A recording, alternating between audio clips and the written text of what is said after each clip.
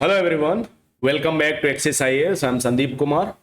आज हम यूपीपीसीएस प्रारंभिक परीक्षा जो 12 अक्टूबर को संपन्न होनी है उसके विषय में बात करेंगे। कुछ लेटेस्ट अपडेट हैं, आयोग की तरफ से कुछ नोटिस प्रकाशित हुए हैं उस पर बात करेंगे। और लेटेस्ट जो न्यूज़ है उसका क्या है, एडमिट कार्ड क्यों नहीं डाउनलोड हो रहे हैं, क्या ऐसे रीजंस हैं, और कितने केंद्र हैं, कहाँ पर कितने अभ्यर्थी बैठ रहे हैं, सेंटर जो दूर गए हैं उनका क्या इशू है, उन सभी मुद्दों पर हम बात करेंगे। तो चलिए अपने वीडियो की शुरुआत करते हैं। दूसरा, जैसे जैसे प्रीलिम्स एग्जाम नज़दीक आ रहा है, अभी 1 महीने 1.5 महीने से हम लोग बराबर बात कर रहे हैं कि नहीं कैसे क्या होना है, नकल विहीन परीक्षा आयोग को करानी है, जो क्वेश्चन गलत होते हैं उसके लिए क्या आयोग क्या स्टेप ले रहा है, इन सभी मुद्दों पर हमने प्रॉपर बात करी है। और अब आपका टाइम नज़दीक आ चुका है। आज 7-9 अक्टूबर हो चुका है, 12 अक्टूबर को यानी 5वें दिन आपका एग्ज़ाम है। तो समय है नहीं, कुछ मोटी मोटी चीज़ें हैं जो आपको कर लेनी चाहिए अभी से, और कुछ समझ लेना चाहिए जिससे आपका एग्ज़ाम में अगर 10 नंबर भी इनसे बढ़ जाते हैं तो बहुत है। कट ऑफ हमें क्लियर करना है, 90-95 क्वेश्चन हमें सही करके आने हैं। सी सेट पेपर में हमें क्वालिफाइंग नेचर का है, लेकिन फिर भी उसमें एफर्ट डालने हैं जिससे हमारा कोई दुविधा ना रहे कि यार सी सेट में एक क्वेश्चन गलत हो गया तो शायद मेरा ना हो। तो इस तरह की हजारों चीज़ें होंगी, आपके दिमाग में चलने लगा होगा कि नहीं एग्ज़ाम दें अथवा ना दें, है ना, एग्ज़ाम में क्या क्या हो सकता है। अभी लग रहा होगा कि नहीं यार इतना सिलेबस कंप्लीट किया है, पढ़ चुके हैं, लेकिन फिर भी कुछ समझ में नहीं आ रहा है, मॉक टेस्ट दे रहे हैं, नंबर गेन नहीं हो पा रहे हैं। तो क्या हम चीज़ें करें जिससे हमारा अच्छा से अच्छा स्कोर हो और हमारा प्रीलिम्स इस बार क्लियर हो जाए, क्योंकि लगभग 600-800 के आसपास वैकेंसी हैं और फाइनल रिजल्ट तक लगभग 1000 के आसपास वैकेंसी पहुंच जानी है। तो अभी आपके पास भरपूर टाइम है कि आप छोटे छोटे स्टेप लेकर के आप बढ़िया से अपनी कट ऑफ क्लियर कर सकते हैं। तो सबसे पहले उस न्यूज की बात कर लेते हैं जो हमें समझनी है, जो आपके लिए काफ़ी इंपॉर्टेंट है। सबसे पहले एडमिट कार्ड जारी हो गए। आई होप आप सभी लोगों ने अपने एडमिट कार्ड निकाल लिए हों, सभी को अपने एग्जाम सेंटर्स टाइमिंग वगैरह सारा चीज़ें पता हो गई हों और आपने उसके हिसाब से प्लानिंग कर रखी होगी कि कैसे एग्ज़ाम देने जाना है। 2 पालियों में प्रारंभिक परीक्षा होगी, सभी अभ्यर्थियों की एक साथ परीक्षा, यानी 1 डे स्केल पे एग्ज़ाम हो रहा है। जैसे शिफ्ट वाइज नहीं, पहले आरओ के लिए शिफ्ट वाइज किया था, फिर आंदोलन हुआ, फिर सिंगल शिफ्ट में हुआ। जो टाइमिंग है जीएस फर्स्ट पेपर की टाइमिंग है आपकी 9:30 से 11:30 इस बीच, लेकिन आपको सेंटर पर लगभग 8 बजे अटेंड हो जाना है, पहुंच जाना है इससे बाद में, क्योंकि 8:45 पे गेट बंद कर दिया जाएगा। लगभग 45 मिनट पहले गेट क्लोज हो जाएंगे, उसके पहले आपको पहुंचना होगा। सेकेंड एग्जाम जो आपका जीएस सेकेंड पेपर होता है वो 2:30 से 4:30 होता है, 4:30 में आपका एग्जाम होता है। लेकिन हाँ, गेट क्लोज हो जाएगा आपका 1 बजे से एंट्री, 1:45 पर एंट्री आपकी क्लोज हो जाएगी। तो जिन लोगों को भी एग्जाम देना है प्रॉपर अपनी प्रिपरेशन करते हुए जाए हैं। और 9:30 से 11:30 आपका जीएस फर्स्ट पेपर होगा, जिसमें आपको 8 बजे से 8:45 के बीच में ही एग्जाम सेंटर के अंदर एंट्री कर जाना है। सेकेंड शिफ्ट में जब जाएंगे आप सेकेंड पेपर देने, तो 1 और 1:45 के बीच में आपको अंदर हो जाना है। इस बार एक और चीज की गई है, पीसीएस प्रारंभिक परीक्षा में 12 अभ्यर्थियों पर, यानी 12 अभ्यर्थियों पर एक कक्ष निरीक्षक की ड्यूटी लगाई गई है। अब मान लिया कोई हाल बड़ा है, ठीक है, और हाल बड़ा है तो इसका सीधा सा मतलब है कि वहां पर कक्ष निरीक्षक ज्यादा होंगे। पहले क्या होता था, 2 कक्ष निरीक्षक रखे जाते थे, बच्चे चाहे 20 हो, 25 हो, 30 हो, 40 हो, 2 ही कक्ष निरीक्षक होते थे।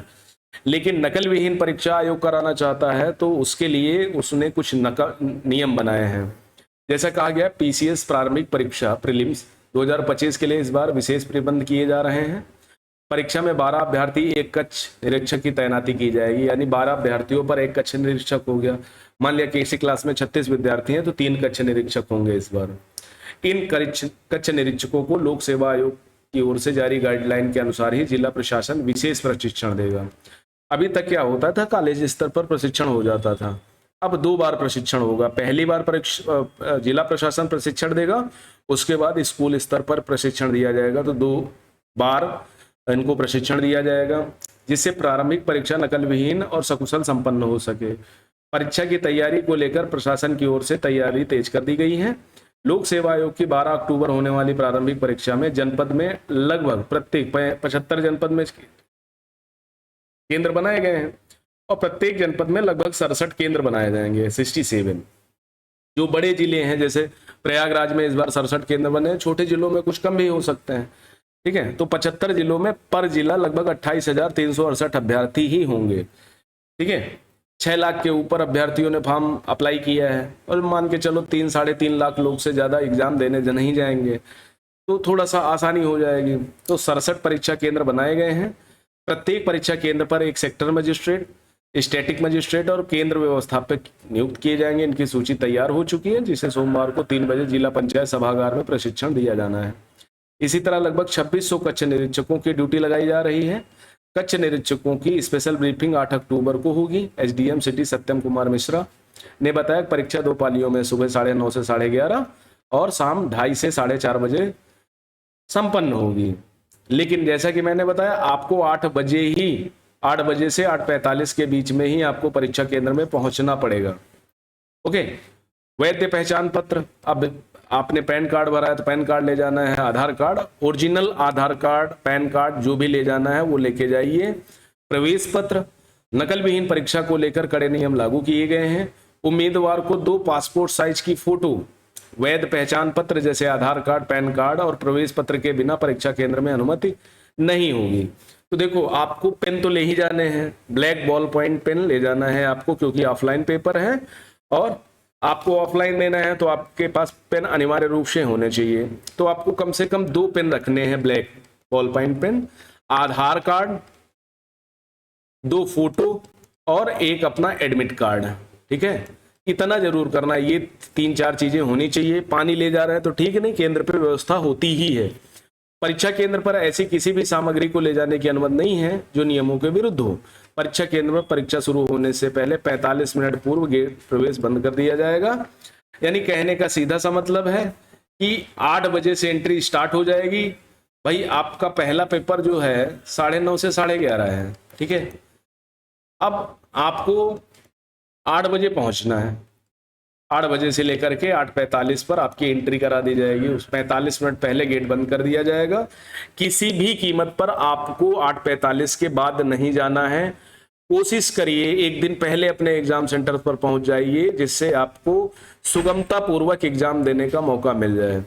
ठीक है, दूसरा जो है सेकेंड पेपर जो है आपका 2:30 से 4:30 होता है, 2:30 से 4:30 में होता है। तो आपको यहाँ पर 1 से 1:45 के बीच में पहुंच जाना है।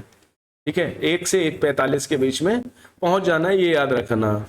जितना आसानी से आप पहुंच जाएंगे उतना आपका स्ट्रेस बर्डन कम होगा, पेपर करना उतना आसान रहेगा, मजा आएगी। दूसरा इंस्ट्रक्शन ये दिया है कि आपको किसी अवैध सामग्री को नहीं लेके जाना है। 2 फोटो ले जानी है, 2 bag black ball point pen, 2-4 जो भी ले जाना चाहें, प्लस वैध पहचान पत्र की ओरिजिनल ही लगेगा, फोटोकॉपी नहीं मान्य होगी। फोटोकॉपी रखना चाहे तो रख सकते हैं, वैसे कोई डिमांड नहीं है। दूसरा एडमिट कार्ड आवश्यक रूप से होना चाहिए। कोशिश करना कलर प्रिंट कराओ जिससे फोटो वगैरह साफ आ जाए। ओके, तो इतनी सारी चीजें आपको लेके जानी है एग्जाम हॉल में। ये सारा जितना प्रिपरेशन है ये पहले करके रख लो, एक दिन पहले। ठीक है, आप एडमिट कार्ड निकलवा के रख लो, या नहीं कर सकते तो कम से कम डाउनलोड कर लो।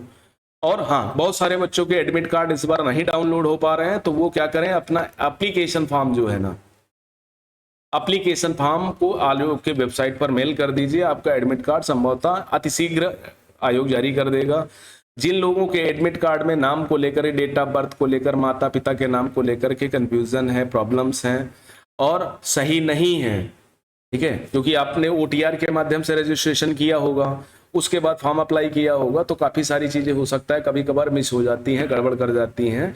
तो अभी उसको आप सही करा लें। अभी आयोग की जो मेल आईडी है उस पर मैसेज कर दें, उस पर मेल कर दें। जो आयोग के टोल फ्री नंबर है उस पर फोन करिए। आयोग पहुंच सकते हैं, पहुंच जाइए। अभी आपके सारे इशू जितने कंसर्न हैं वो सब सही हो जाएंगे। बाद में बहुत सारी प्रॉब्लम्स होगी, आप वह चीजें लेके जाइए, आपकी चीजें सही हो जाएंगी, आपको एग्जाम देने का मौका मिल जाएगा। तो जिन लोगों के एडमिट कार्ड नहीं डाउनलोड हो रहे हैं वो अभी भी आयोग से संपर्क कर सकते हैं, उनके एडमिट कार्ड कुशलतापूर्वक हो जाएंगे। ओके, तो एक तो ये बात हो गई। अब आपको ये समझना है कि भाई क्या क्या चीजें ले जानी है, पहले से प्रिपरेशन करके रख लो, सारी चीजें पहले से ही इकट्ठा कर लो। उसके बाद आपका एग्जाम 12 अक्टूबर को 9:30 बजे है। अब बहुत सारे बच्चे ऐसे होंगे जिनको लग रहा होगा कि यार पेपर दें ना दें, क्या करें क्या ना करें। जो 8-10 महीने से तैयारी करो, देखो सिंपल सा फंडा, जो 8-10 महीने से प्रिपरेशन कर रहे हैं, प्रीवियस ईयर क्वेश्चन पेपर को केयरफुली उन्होंने किया है, अगर नहीं किया है तो अभी 2-4 दिन का जो टाइम है इसमें प्रीवियस ईयर क्वेश्चन पेपर को करो। और अगर 70-80 क्वेश्चन आप सही कर पा रहे हो, ठीक है, इतना करने के बावजूद तो आपको एग्जाम देना चाहिए। कभी कभी होता है ना, एग्जाम फियर बहुत बुरी चीज है।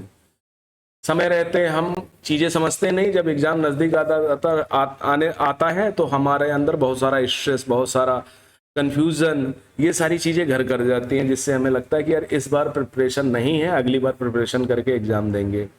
और ट्रस्ट मी गाइस कि हर बार ऐसा ही होगा। जब भी एग्जाम नजदीक आएगा, जब भी आप एग्जाम देने जाएंगे, जब भी आपका एडमिट कार्ड आपके हाथ में होगा, तो यही लगेगा कि यार इस बार नहीं देते, नेक्स्ट टाइम फिर देंगे, अच्छी तरह से तैयारी करके। तैयारी कभी 100% पूरी नहीं होती, हाँ 50-60% तैयारी अगर आपकी है तो आपको एग्जाम अटेंड करना चाहिए। और जीएस फर्स्ट पेपर को आप बहुत केयरफुली करना है, क्योंकि 90+ ही आपको क्वेश्चन सही करने हैं। फिर पेपर वेरी करता है कि भाई अगर टफ पेपर आ गया है ना, बियॉन्ड पेपर आ गया, तो आप कम क्वेश्चन करके अटेम्प्ट करके आएंगे, तो हो सकता है चीजें आपके हाथ में आ जाए। और बियॉन्ड पेपर नहीं आता है, सपोज करो कि नहीं पेपर बहुत इजी आया, जैसे आरओ में 27 जुलाई को आया था, तो फिर कट ऑफ बढ़ जाती है। तो कट ऑफ वेरी करता है कि क्वेश्चन पेपर कैसा रहा, कौन से टॉपिक से कितने क्वेश्चन आए। सपोज करो स्टैटिक पोर्शन से अच्छे खासे क्वेश्चन आ गए, 110-120 क्वेश्चन पूछ लिए गए, ठीक है। और हिस्ट्री, पॉलिटी, ज्योग्राफी, यही मास्टर सब्जेक्ट है जो आपके एग्जाम को क्लियर कराते हैं। करंट अफेयर्स पर आपको बराबर फोकस करना चाहिए था, ठीक है। तो अगर आपने ये सारी चीजें कर रखी हैं, आपने हिस्ट्री बहुत अच्छी पढ़ रखी है, आपने पॉलिटी बहुत अच्छी कर रखी है, आपकी ज्योग्राफी अच्छी है, आपने इकोनॉमिक्स पे फिर ध्यान दिया है, यूपी स्पेशल पे, करंट अफेयर्स पे, तो इट्स ओके, आपका एग्जाम क्लियर हो जाएगा। सीसेट पेपर के लिए आपको क्या करना है, आपको हिंदी में बहुत अच्छे एफर्ट डालने हैं, रीजनिंग में एफर्ट डालने हैं, कम्युनिकेशन स्किल्स पे एफर्ट डालने हैं, रीडिंग कॉम्प्रिहेंशन पे एफर्ट डालने हैं।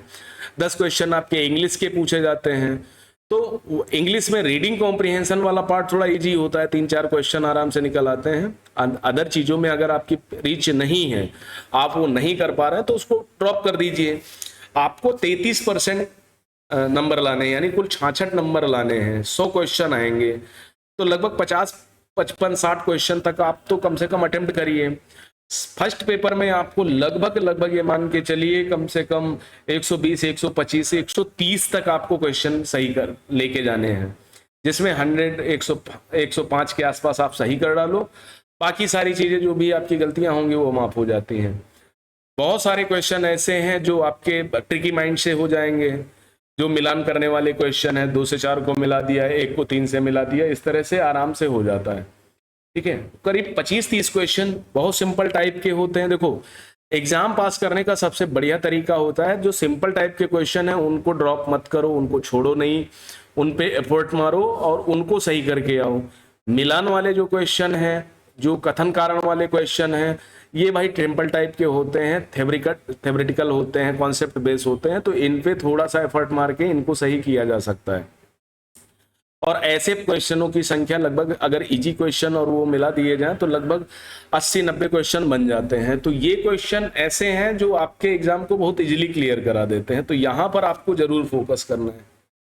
अगर इन चीजों पे आपने फोकस कर लिया तो एग्जाम आपके लिए बहुत दूर का नहीं है, बहुत आसानी से कट ऑफ क्लियर हो जाएगा। जो बच्चे एग्जाम के कट ऑफ को क्लियर करते हैं, उनका सबसे बेसिक फंडा यही होता है कि वो बहुत ज्यादा पढ़ते नहीं हैं, कि 10 हिस्ट्री की किताबें पढ़ डाली, 4 पॉलिटी की किताबें पढ़ ही रहे हैं भाई, कुछ सेंस भी यूज करते हैं, कुछ कॉमन सेंस का यूज करते हैं, कुछ ट्रिक्स यूज करते हैं, जिनसे उनका कट ऑफ आसानी से निकल जाता है। और डर सबको लगता है, चाहे पहली बार कोई एग्जाम दे रहा हो या किसी ने प्री मेंस दे दिया हो और फाइनल सिलेक्शन नहीं हुआ, फिर वो प्रीलिम्स दे रहा हो, तो डर उसको भी लग रहा होगा, क्योंकि प्रीलिम्स गेम ही ऐसा है। और पिछले 2 बार से 22 दिसंबर वाला जो रिजल्ट आया और 27 जुलाई वाला रिजल्ट आया, उसको लेकर के बच्चों के दिमाग में बहुत सारा कंफ्यूजन है, जिसकी वजह से आयोग पर भी दबाव हो गई शायद। और कच्छ निरीक्षक जो क्वेश्चन गलत करते हैं, जानबूझ के जो गलत करते हैं, अपने लोगों को अंदर करने का सबसे सिंपल तरीका यूज करते हैं, तो वो भी कहीं ना कहीं आपके लिए चैलेंजेस क्रिएट करता है। तो इस बार कोशिश करिए कि नहीं, अच्छे से अच्छा पेपर करके आए, थोड़ा सा एफर्ट मारें, क्वेश्चन को यूं ही ड्रॉप ना करें जब तक कंक्रीट ना हो जाए कि नहीं ये क्वेश्चन मुझसे सही नहीं होगा, है ना, वही छोड़ के आए।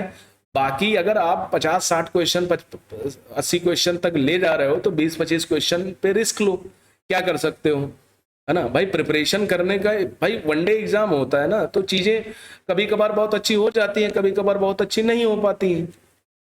तो ऐसा नहीं है कि आपकी तैयारी गड़बड़ है, आपके मॉक में अच्छे नंबर नहीं आ रहे।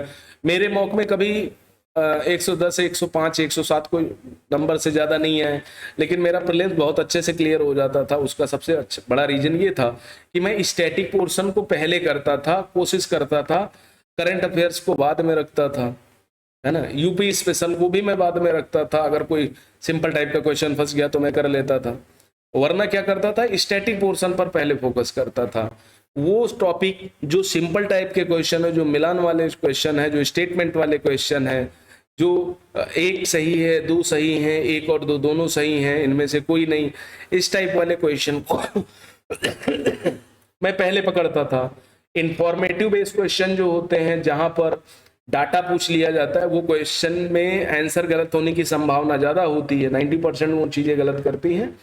तो ठीक है, जो भी तैयारी आपने कर रखी है ठीक है। आज 7 अक्टूबर हो चुका है, 8, 9, 10, 11 4 दिन आपके पास बचे हुए हैं। उनमें क्या ही कर सकते हो आप, कोई तीर तो चला नहीं सकते, आप कोई कंप्यूटर नहीं है, आप भगवान नहीं है। हाँ, जो कर सकते हैं अपने आप को थोड़ा सा और पैना कर सकते हैं, थोड़ा सा प्रीवियस ईयर क्वेश्चन पेपर को, पैटर्न को समझ सकते हैं, चीजों को पेशी कर सकते हैं, ठीक कर सकते हैं, ठीक है। तो इतना करिए, बाकी बहुत ज्यादा स्ट्रेस मत लीजिए। एग्जाम है, एग्जाम की तरह लीजिए उसको, जिंदगी और मौत का सौदा मत बनाइए, ठीक है।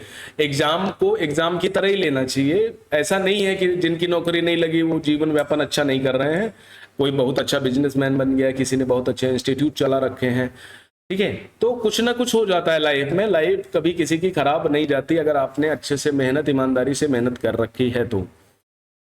कंपटीशन, मैं बार बार कहता हूं, कंपटीशन नंबर्स में तो बहुत दिखता है, लेकिन एक्चुअल कंपटीशन बहुत ज्यादा है नहीं। 40-50 हजार लोगों के बीच में आपको compete करना है। लगभग 13-14 हजार लोग प्रीलिम्स पास करेंगे, उन्हीं में आपको अपनी जगह बनानी है। और बहुत ज्यादा बहुत अच्छे बच्चे होंगे, 40-50 हजार, इससे ज्यादा नहीं होते। बाकी सारी भीड़ है, कोई पहली बार दे रहा है, किसी ने यूं ही फॉर्म भर दिया, किसी को फॉर्म भरना स्टेटस सिंबल लगता है। तो ये सारी चीजें भी बहुत ज्यादा मैटर करती हैं। अगर आपने तैयारी करी है, डरिए मत उस नंबर से जिन लोगों ने अप्लाई किया है, या उस नंबर से जो लोग एग्जाम देने जाएंगे। ओके, कंपटीशन बहुत ज्यादा नहीं है, हाँ, लेकिन इस बार थोड़ा सा एग्जाम चैलेंजिंग हो सकता है, तो उसके लिए पहले से प्रिपेयर रहें, ठीक है। तो आज के लिए इतने, थैंक यू वेरी मच।